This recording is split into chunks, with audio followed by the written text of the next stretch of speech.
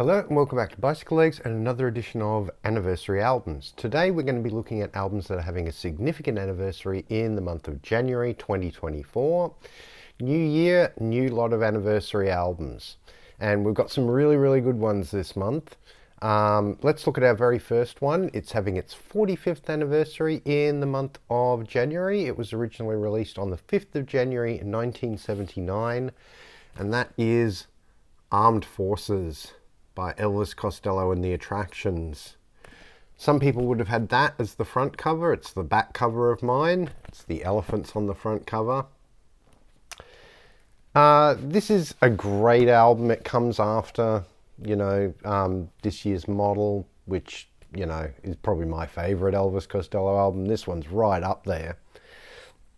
I mean, you've got wonderful tracks like Accidents Will Happen and Oliver's Army, which are two of his best known songs. But I mean, you've also got things like Big Boys and Green Shirts and Goon Squad and Busybodies and Chemistry Class and Moods for Moderns. There's a bunch of really good songs on this album. It holds up, definitely would be top 5 for me in Elvis Costello catalogue. I did a show with Martin Popoff where we talked about the 3 angry young men of British post-punk. We talked about Graham Parker, Elvis Costello and Joe Jackson. I'll leave a link to that in the description because we do go on about Elvis Costello quite a bit in that one, as you would expect. The next one we're going to have a look at is having its 40th anniversary in the month of January. It was originally released on the 9th of January 1984. It's probably the biggest album this band ever had, and that's saying something because they had a lot of huge albums. And that is 1984 by Van Halen. This is not quite where I came in with Van Halen. I think the first Van Halen I heard was actually their cover version of Pretty Woman with Happy Trails as the B-side. We used to play the B-side as much as the A-side because it was kind of goofy and fun. But this is the one, I mean, that brought Van Halen into the sort of really mainstream zeitgeist. Their, earlier albums had sold a bunch, had, multi times platinum in the US and all that sort of thing, but this is the one that made them international sort of superstars because it had Jump on it. I mean, massive hit for them, and I still love that song unapologetically. But it also has Panama and Hot for Teacher, which were great singles, but it's also got the title track. It's got Top Jimmy, Drop Dead Legs, I'll Wait, Girl Gone Bad, House of Pain. There's a lot of really good Van Halen stuff on this. Unfortunately, it would be the last one for a very long time anyway, with David Lee Roth as the lead singer. They would then go into the Sammy Hagar era, which personally for me, I don't like as much, but this is a great album to go out on if you're going to go out. David Lee Roth would go on to a solo career, which again, I feel like they were better than the sort of sum of their parts when they were together as Van Halen. But that's, again, just me. The next album we're going to have a look at is having its 35th anniversary in the month of January. It was originally released on the 10th of January 1989. It might be my favorite album by this artist. It's a toss-up between this and a couple of others. And that is New York by Lou Reed, not Bruce Reed. Lou Reed's, it's a later on album for him, but a strong return to form for me. It's got Romeo Had Juliet, it's got Dirty Boulevard, what a great single that was.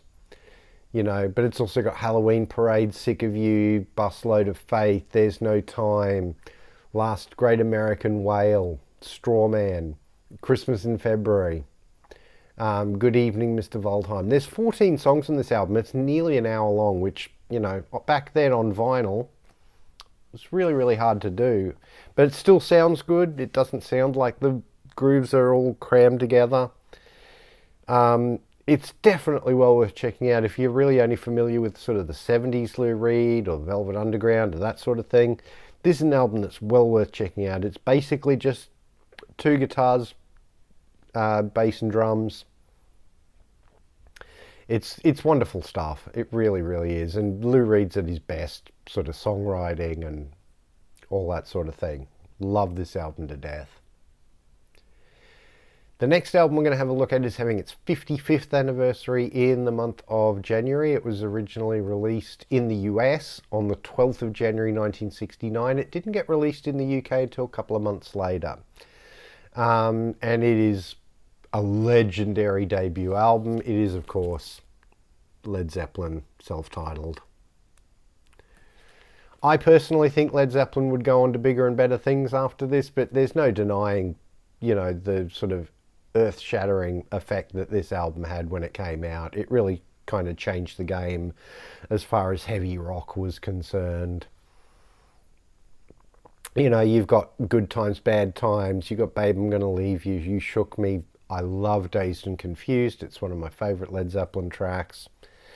And it's, probably one of the only early Led Zeppelin tracks that I would actually say that about, that it's one of my favourites. I do tend to prefer the sort of middle period Led Zeppelin a little bit better. But, it's also got Black Mountain Side and Communication Breakdown, I Can't Quit You Baby. There's a lot of really good music on here. Very blues influence, because obviously that's where they were originally coming from. Before they were called Led Zeppelin, they were the new Yardbirds. And, Yardbirds were a British blues band. So, yeah, it's a great debut, but to me they would go on to bigger and better things after that. The next album we're going to have a look at is having its 40th anniversary in the month of January. It was originally released on the 13th of January 1984. It is Learning to Crawl by the Pretenders. Difficult album for Pretenders to sort of make, because they'd lost a couple of key members to heroin overdoses.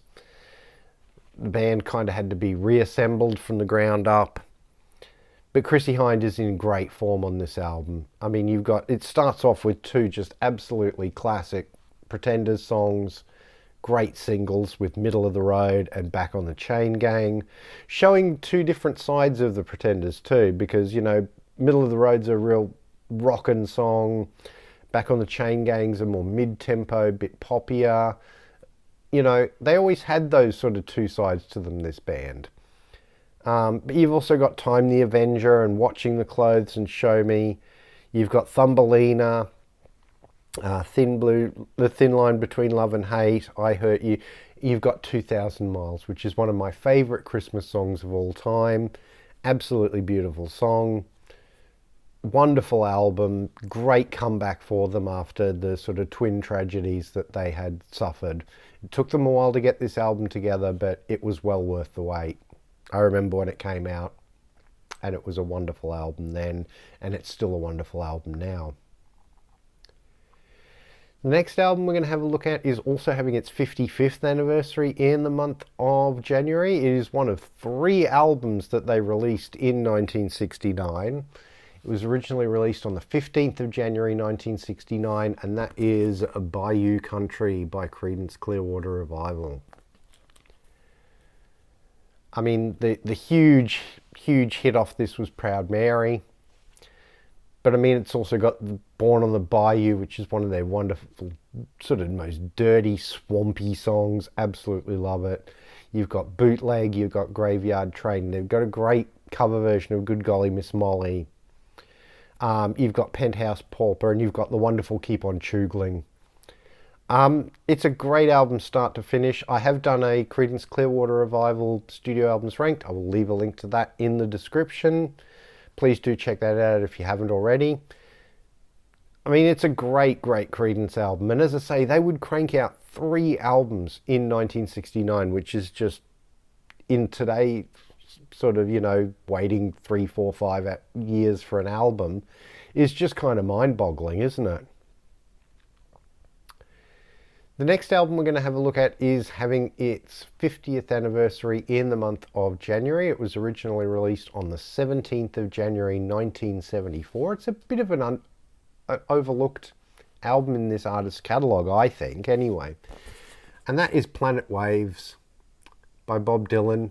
He has the band backing him up on this one. This is one of 2 albums that he did on Asylum Records rather than Columbia or CBS as it was here. Yeah, it's an interesting album. I mean, it's some great songs. The cover is by Dylan himself, and like just a handwritten back on it. It's got some great Dylan songs on here, and the band back him up really, really well.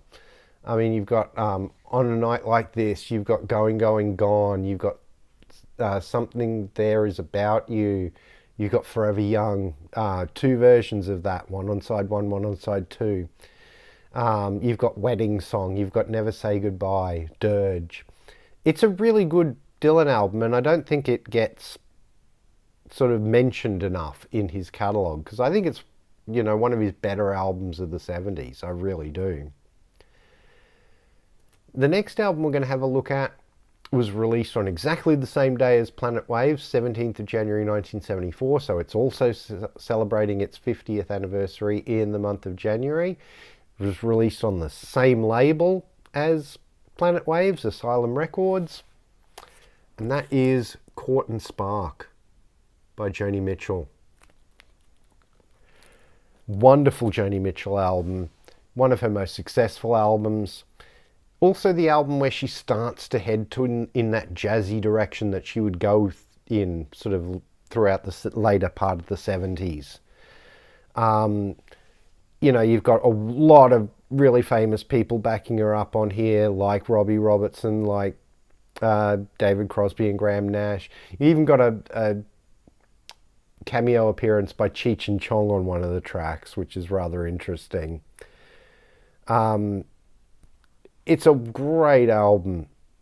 You know, it's got the title track Court and Spark, which is great. It's got Help Me. It's got Free Man in Paris.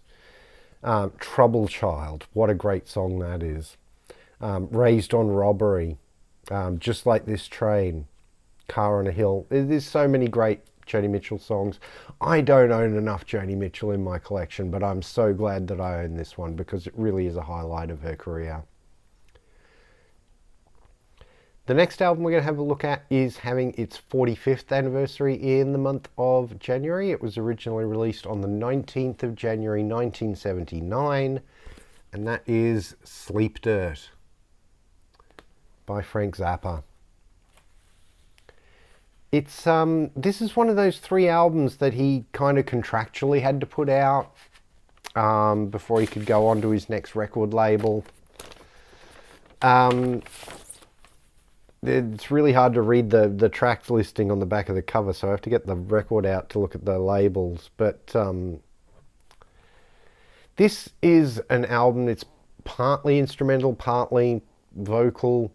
It's definitely in that sort of jazzy kind of vibe that Hot Rats and Waka Jawaka and Grand Wazoo are in. In fact, I believe at one stage the working title of this album was Hot Rats 3, with Waka Jawaka being Hot Rats 2, because it has like Hot Rats on the front cover. But you've got some wonderful tracks on here. You know, you've got Filthy Habits and Spider of Destiny, Re-Egyptian Strut. It's great. My favourite is the long track at the end, The Ocean is the Ultimate Solution. You've got the title track and Time is Money as well. It's an overlooked album again in his catalogue. I think at least in part because, you know, it wasn't something that he kind of officially sanctioned. It's something that he had to put out in order to get out of his record contract. But it's still really great stuff. I mean, he had originally planned those 3 albums that got put out. It was this one, Orchestral Favourites, and I'm blanking on the other one.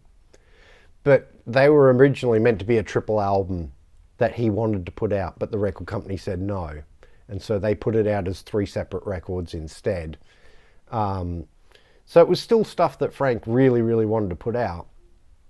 It's not in the format that he originally wanted to put it out in. So it's a great album though. I really, really like it. It's probably of those 3 albums, this one's probably my favourite. And then the last album we're going to have a look at today was originally released on the 27th of January 1984, so it's having its 40th anniversary in the month of January, and that is Milk and Honey by John Lennon and Yoko Ono. Obviously a posthumous release for John. He'd been working on his tracks on this album, before he died.